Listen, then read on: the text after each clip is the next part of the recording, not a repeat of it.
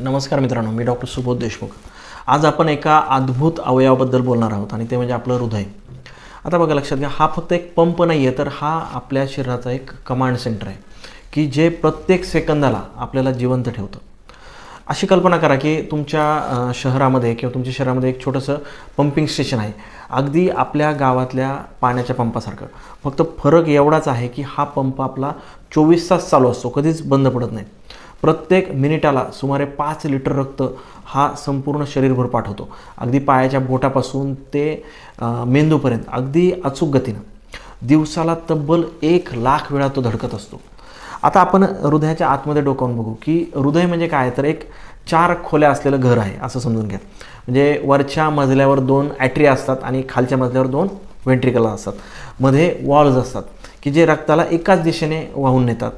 उजव्या बाजूने ऑक्सिजन रहित रक्त आपल्या फुफ्फुसांकडे पाठवलं जातं आणि डाव्या बाजूने ऑक्सिजनयुक्त रक्त पुन्हा संपूर्ण शरीरामध्ये पाठवलं जातं।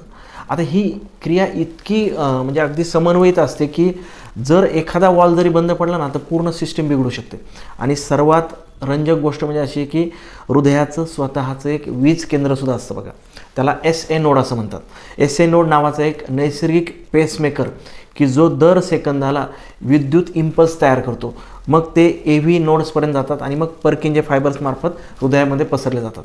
त्यामुळे हृदयाची प्रत्येक धडक ही अगदी समन्वयाने होत असते। म्हणूनच आपण ECGवर जे काही लहरी पाहतो त्या प्रत्यक्ष या विद्युत प्रवाहाच्या प्रवाहाची कहाणीच असते। पण हा अद्भुत पंप 3 गोष्टींनी थकतो: अतिरिक्त ताणतणाव, साखर आणि धूम्रपान। म्हणूनच त्याला सांभाळा, चालायला सुरुवात करा, मीठ आणि साखरेचं प्रमाण कमी ठेवा, मन शांत ठेवा। तुमचं हृदय म्हणजे तुमचं एक इंजिन आहे, त्याला प्रेम, शांतता आणि जर थोडीशी हालचाल दिली तर ते तुम्हाला आयुष्यभर न थकता साथ नक्कीच देईल। धन्यवाद।